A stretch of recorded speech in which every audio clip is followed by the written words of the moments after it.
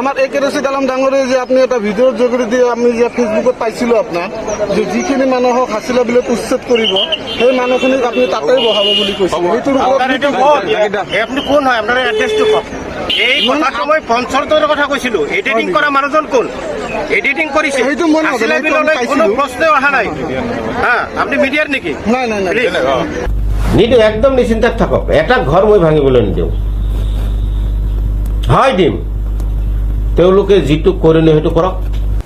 গৃহহীন হৈ আছে পুনৰ্সংস্থাপন দিব পৰা নাই নিজে ৰিচিউটৰ কাৰণে পঞ্চায়তত নিজে ইভেকশ্যন কৰিছে সিহঁতক পুনৰ্সংস্থাপনৰ কথা কয় মই প্ৰমাণ সহকাৰে ক'বলৈ বিচাৰিছোঁ একে ৰশিদ আলম ডাঙৰীয়াক প্ৰথম ভিডিঅ'টো আছিল 30 মে তাৰিখত আৰু দ্বিতীয়টো ভিডিঅ' আছিল 3 মে তাৰিখত পঞ্চৰত্নৰ বিষয়ে ইয়াৰ 27 দিন আগত